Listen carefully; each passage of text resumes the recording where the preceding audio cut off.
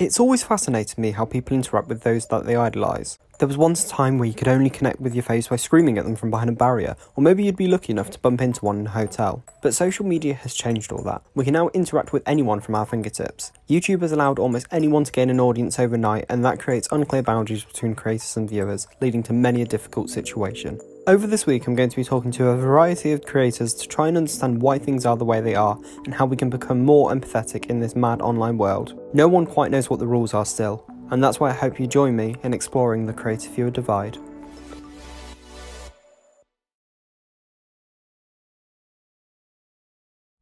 You're joining me outside my old workplace. Right in there is where I used to work. I was overworked, I wasn't happy, but the hours that I did spend at home, I watched YouTube, and YouTube was the thing that kept me sane, I suppose, and the people that work there with me. I'd spend my time watching YouTube, and I'd just get so much joy from it. And I was really content just being a viewer and just enjoying YouTube content. I had no desire to make anything myself. It all changed though when I went to Summer in the City 2016. As soon as I got in, I rushed over to Kew for a panel and bumped into someone who you recognise from this week. Then I met some drag queens that I distributed business cards for. Again, you know that story as well. But coming away from City on that train journey, I just sat there in the train crying, but of overwhelming joy. I'd never felt so a part of a world, and it was only that moment that I was like, do you know what, I actually want to do this creating thing. The next month I booked a week off work and I thought, oh, I'll make some videos there. I filmed a 25 facts about me and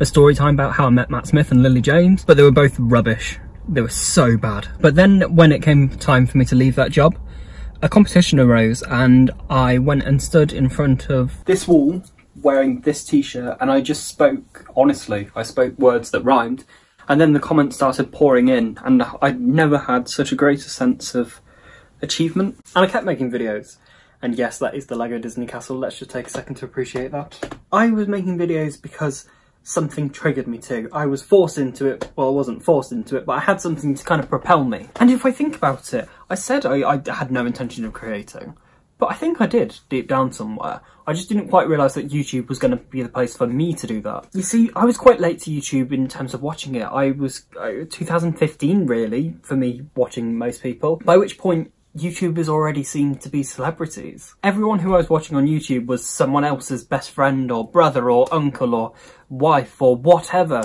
but everyone just seemed in a different world to me. I just really didn't see myself being among those types of people. And that's what the divide was to me. It was the fact that I wasn't these people. We were different breeds almost. And I think that was quite a warped view of mine. So let's have a listen to what other people had to say about it. And before we go ahead with that actually, so I went to Summer in the City this year to gather loads of creators' opinions because I wanted to kind of have a round view of stuff. So the people who you're going to be seeing: Adam Hatton, he makes Disney content, great. Gary C. Gary's just Gary. Gary's lovely. Louis Cole, who makes the most adventurous content you've ever seen. Jamie Joe, who makes vlogs and arts and crafts videos. Chloe Dungate, who is quite arty as well, but basically makes whatever she wants. Jack Dean, also known as Jackmate. No more needs to be said there. And Brogan Tate, who creates weekly vlogs and hauls and that kind of stuff. I'm very grateful to have had these people appear in it, and they all had so much to say, and it was so upsetting editing this down, cutting out really good things they were saying, but unfortunately this can't go on for 3 hours. So let's stop talking about them and hear what they have to say. Well, the first thing that comes to mind, the first thing that sort of I feel is distance. Because I know what it was like at the beginning of YouTube. I know that it was very close. It was almost like friends. It was a community of people that were like-minded souls. I really think we need to be understanding that there is a less of a divide than people think. Like, we are on the same level. Yes, some people have more subscribers, other people have more views on certain videos, but in the end of the day, it's like we're all in this together. That's how I view it anyway. So someone can be on YouTube and be part of the community without necessarily creating their own videos. They'll be a dedicated audience member or part of a fandom, or even just a casual viewer. They're still part of our community. My viewers are never going to be my best pals. This is why I have all this issue with YouTubers pretending to be the best pal next door, because they almost make their audience feel, if you ever have a problem, call me up. But you know, if they actually do call them up, they go, get the security in, fucking who's this? So you can probably tell from that that there's not one set definition, because nobody really still knows what it is. The conversation's been going on about a decade and it's still being spoken about even today. Like in 1080 magazine, there's an entire 4-page spread on the creator viewer divide. We'll return to this magazine in a bit, you'll see. I had knowledge on the divide because it fascinated me straight away.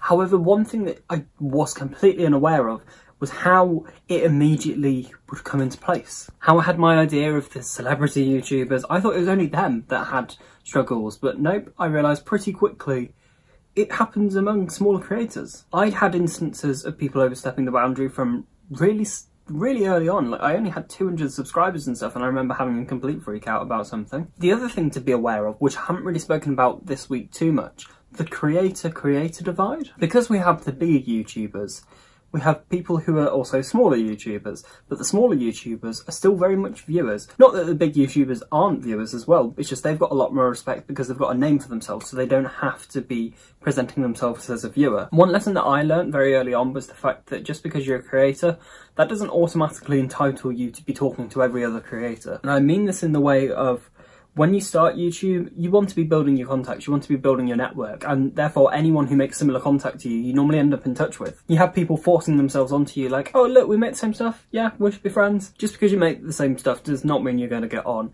So don't feel scared of turning people away, even from early on. I think a lot of new creators are scared of setting boundaries because they don't want to come across as a dickhead. You're fully entitled to set your own boundaries. Everyone has their own things as to what they're comfortable with. There are so many elements of the creative viewer divide that I could have gone into this week, along with my 3 explorations, but maybe this is just the start. I do feel that with this series. I think this is kind of like a pilot series in a way, and then I think it's just going to be one ongoing series. So any creators that want to sit down and have a chat about your experiences as a creator, do get in touch, slide into those DMs. This idea of the creative viewer divide has been known from not just when I started making content, but from when I started watching YouTube. So when did it actually become apparent? I feel like the divide first became noticeable at a gathering in 2011, 2012-y. It was the Halloween gathering, and there were more people there taking pictures with people. I saw it mainly coming from the events. So I think online it wasn't necessarily much of people weren't really visualizing that there would be a creator viewer divide, especially if you think about the creators like Alfie and Zoe. When they first started, they would just chat to people like everyone was kind of the same, but obviously since they've become more popular, they can't go to an event and have that safe kind of atmosphere without a literal divide, which could be like, for example, a green room or something like that. Whenever anyone talks about the beginning of YouTube, it's always balance. Everyone who was watching YouTube was also contributing to YouTube, therefore it was an equal exchange of giving up part of yourself to online. And that's why boundaries weren't needed as such, because everyone was in the same boat. There are many people that miss how it was back in the day, and I think even I would have enjoyed it, but things change. We seem to be in a time where YouTube's becoming a lot more like traditional media, or maybe it's being forced to. However, as discussed in Thursday's episode, maybe not everything's being translated across properly. A great example to give, as this is all becoming a lot more celebritised, is the word fan. The word fan is something that we've taken from traditional media and is now being used more and more on YouTube. Is it a bad thing or is it a good thing? Who knows? But let's see what other people have to say on it. I don't think the word fan is bad, especially if you're trying to create more of a persona of someone that's their own brand, own image, trying to separate it from who you are as a person, then it makes sense. But for me, I like having a better connection with people. I tend to not use the word fan, and I don't know why. I always use viewer. I always like to say viewer, because when I started on YouTube, I had 20 subscribers, and it was 400 subscribers, and I sat on 400 subscribers maybe 2 years. I was always the viewer, if you know what I mean. Like, even though I knew a lot of creators, I've always been in the YouTube community and getting to know people and whatnot. I've never felt like I'm a fan, as it were. I've always been a viewer of their content, and so I think no one else should be treated this differently. It leaves a really weird taste in my mouth. For me, it gives the impression of someone that's a fanatic, which is what it's short for, and it gives the impression of someone that is rabid, that is thirsty for you. And I don't have an audience like that, and I don't think there are many people that have an audience like that. My opinion on the word fan is sort of skewed at the moment, is a bit different to how I used to be, because I used to not...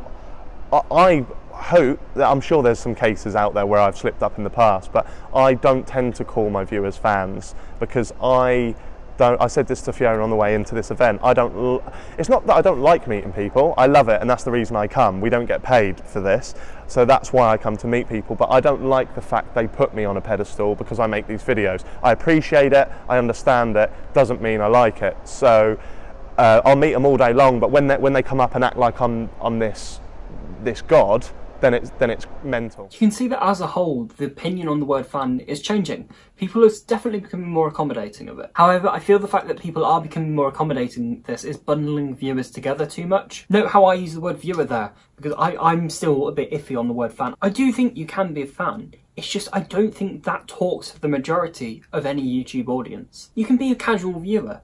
You can watch a lot of someone and still enjoy them. It doesn't mean you're like their biggest fan. And that's why I don't think it does translate well enough from traditional media, because traditional media, as I've said, makes for a black and white. There are so many layers to what makes someone who receives YouTube, whether that's casual viewing or fanning or stanning even. Meet and greets are kind of one of the most popular way of interacting with YouTubers at this point in time. That really pushes the whole fan thing, doesn't it? The fact that you queue up for hours and hours to meet your favourite person for 30 seconds. That dehumanises it. It's like cattle being rushed through a thing. But I'm not just going to sit here and slag off meet and greets, because I've been to meet and greets. The first meet and greet I went to was in 2015. I met Joe and Casper, and I've attended many since. And people say, oh no, but it can't be worth your 30 seconds. Like, fair enough, I don't normally queue for hours and hours to get to these meet and greets, but I see the people that do, and I see how much joy they get from that 30 seconds. I do actually see something else though with meet and greets, which I think is really speaking of how YouTube is at the moment. I see people coming away because they've just met their favourite YouTuber, they've loved that experience. But I also see people who have a moment of realisation that they don't know their favourite YouTuber, and that even though they know everything about them, they know nothing about the viewer. That's something I hope that changes. I hope people don't have to get to that point, because it's sad to see. Along with all that traditional media stuff, what happens in traditional media when something becomes popular? Let's make money out of it. In episode 2, Pete and I spoke a lot about this.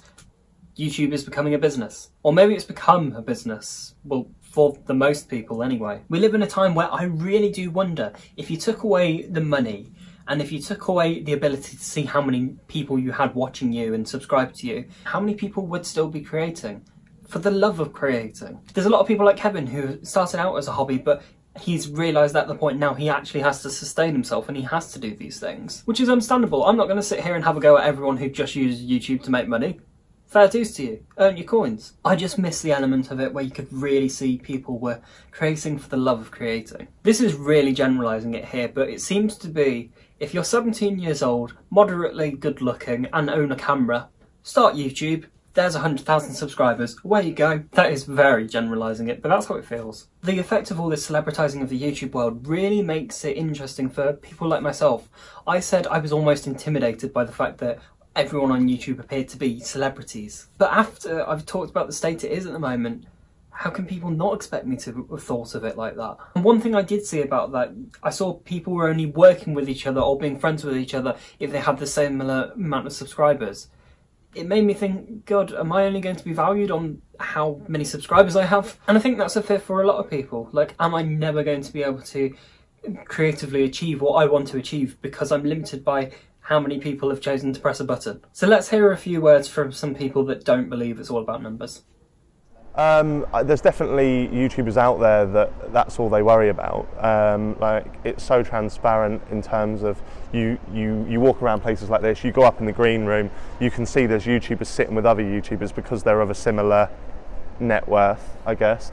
To me, and I don't want to just put myself out as this shining golden light of YouTube, because I'm far from that. I've done a lot of weird shit, but YouTube numbers don't affect me at all. If you go on my channel, that speaks for itself. I've collaborated with numerous people that have barely any subscribers. For me, I collaborate with people that I enjoy, people that I think are genuinely funny, and yeah, just people that aren't really. So yeah, to answer your question, I think numbers do matter to a lot of creators, but there are a handful out there that don't care, and they're the handful that I care about. back in the day, I think I did feel like my worth was based on how many followers I had. I have 50,000 subscribers now, which is something I've worked so hard for and I'm so proud of. And before, I never felt like that was enough to be able to make friends with viewers or, you know, creators that were a lot bigger. But now it's not about the numbers, it isn't, because I work with some great brands and it's my full-time job, and I have people who have, you know, only a few followers as friends, and then I have creators that are like in the millions and they're my friends. So I don't judge someone based on their follower worth. I just think that's ridiculous, and people are people, and you don't get on with everyone, and that's okay. But to me, follower is just a number, and I started with one once upon a time, so you know, I want to be inclusive with everyone. What's really interesting there is you see Jack and Brogan. Those are both people who have been on the platform for quite a number of years. They're saying it's not about the numbers, it's about the people and what they're after. But one thing I can tell you which really puts it into perspective how YouTube is at the moment, I wanted to get as many creators in this as possible because I wanted to create a balanced round opinion. And that meant having people in it that are kind of from the new wave of YouTube. So I emailed a load of YouTubers who were kind of the new lot. None of them even got back to me, never mind politely declining. There could be many reasons as to why they didn't respond, but what I can guess is the fact that they looked at what I was doing and looked at the number and thought, that's not going to benefit me in any way. I could be completely wrong there and I could be completely generalising, but that's my best assumption. That Connor that did see those celebrity YouTubers and thought they were celebrities because they were appearing in magazines, they were on TV, they were working with big companies, I don't think he would realise that he could pick up a magazine, flick to a page and see himself, or have worked with some of the biggest companies in the world and been on TV and stuff because of the YouTube channel. You would think that because of all these things that have happened to me, I would now feel a part of this YouTube world, which I imagined, but I don't. Like, I know many people from it, I've collaborated with many people from it, I've done the tick box of things that I think qualify you to be part of this world, but no, I don't feel any different, if I'm honest. I just know a few more people. I still can't believe I've been lucky enough for big companies that I know and things like that to have the faith in me and my channel to share with their audiences. I hope that's enough to make people realise that it can happen to anyone. It's weird, I don't know what I'm expecting to happen. I'm not going to magically wake up one day and go, I'm part of this YouTube lot now. Part of me thinks maybe if I were to ever be on a panel at a convention, I'd love to do that so much. Or I don't know, but it's nothing that I'm rushing for. I'm just happy in this moment now, creating content I love and hopefully connecting with people.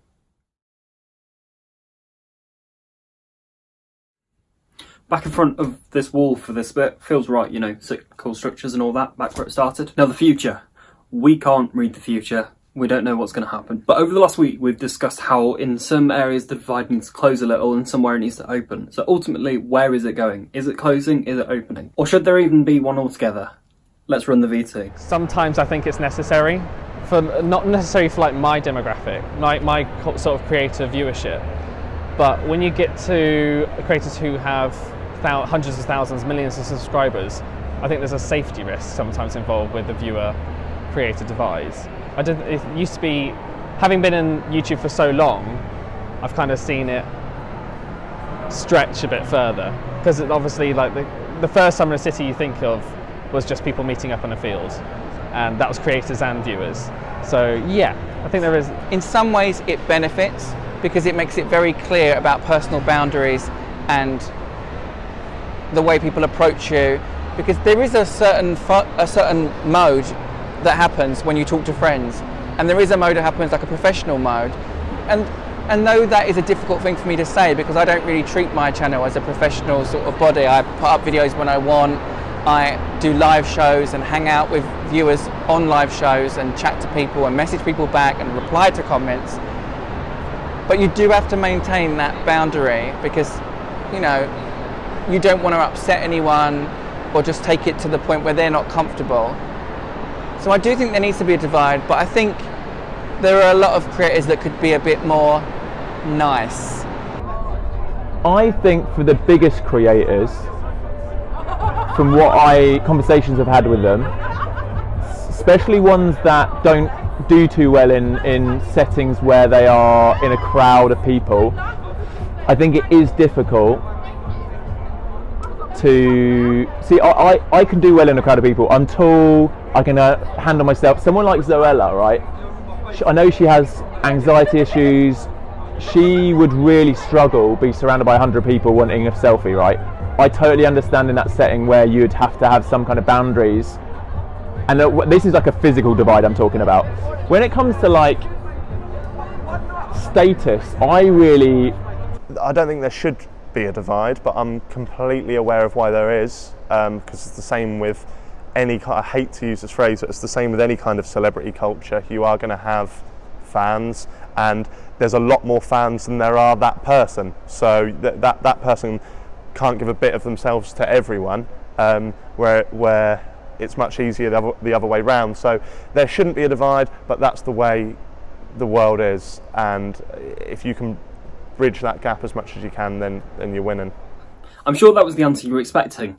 Yes and no. You see, if you look at the origins of YouTube, it was always built upon balance. However, over time, although creators and viewers, they've both increased, the viewership has increased a million times more. YouTube isn't as passive as traditional media, as TV show. You don't just watch YouTube, you engage with it. Whether that's just putting a thumbs up, thumbs down, comment, you give something back. Well, it's nice to. However, now we see the way people comment. People interrupt the flow of conversation. If you're going to comment on a video, make sure you're putting the time and effort in to make sure that what you're saying is adding to the conversation as opposed to halting it. Let's give an example in a way that I would give an example. Disney. Let's say I'm talking about the upcoming Mary Poppins film, what I'm excited for, what I'm not excited about. I've listed all these points for and against why I think it's going to be great, and that's my contribution. I've given my thoughts there. One person comments on the video saying, oh yeah, they all make sense. I actually think you missed something there. I'm really looking forward to how they're going to do this bit. That's adding to the conversation.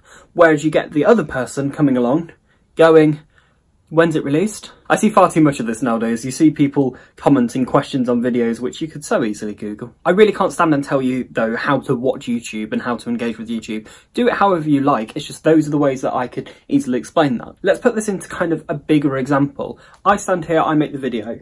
It's your responsibility as a viewer to understand where the line is between us, to go, I'm not going to come round to your house afterwards, find you, and then want a picture and hug.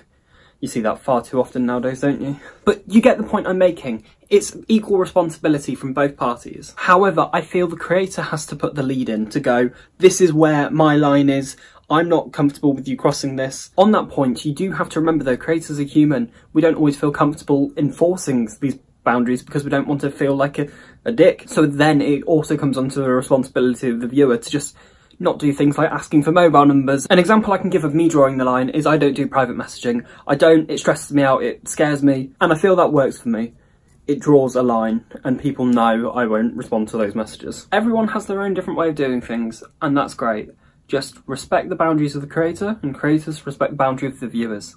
We don't want any, like, insert name here, situations that happened in 2014 or whenever. I don't want this to seem as if there is a strict rule book. There isn't one. It varies by creator to creator, and that's the whole brilliance of YouTube. We're not tied down by what are like TV producer rules. After all, we all just come on YouTube to escape, don't we? Whether that's to watch someone or to play a characterised version of yourself. That's what makes it so brilliant. But we do need to find that balance. It's funny because the way YouTube worked at the beginning, having an almost equal number of creators and viewers, that's when there was balance. However, now there's loads of viewers, and I'm not suggesting we get rid of like loads of viewers, you know, finger snapping, full circle joke, that's funny. But it's understanding how we find the balance between there being X times more viewers than creators. I think that's what we should all aspire to do. To be respectful. As I said in episode 3, it's our responsibility as a viewer to use our own brains, to understand that not everything is initially as it seems. It's funny because one thing I've not mentioned is the fact that my viewership may change next year. I'm starting a new channel, separately to this one, but it's gonna be Minecraft. I've been told I'm quite skilled on Minecraft, so I should share it with the world. Am I going to have to set different boundaries with whatever audience that I may get from that type of content to what I have with this, because that is one of the factors that makes it so interesting, what type of content you make. All I do know for the future is that I'm going to continue to better myself. If we're going to use YouTube as a way to escape our own lives and live in someone else's for a bit, why not take something away while we're there? We're incredibly privileged to have insights into people all over the world who are completely diverse. If we can all take something away from each of those people that we watch, we're going to become a lot better at just being accepting of people, celebrating differences, and that's what YouTube's all about, isn't it? That's why I started YouTube. I wanted to make people more understanding, so whatever I do, I want to make sure I'm doing it the best that I can. This whole creator-viewer divide thing, It's mental, and I don't think we ever will know what the rules are, but there is one thing that I definitely do know, that I love to create and I love to view. I'm Connor Ward, and I thank you so much having joined me in exploring the creative viewer divide.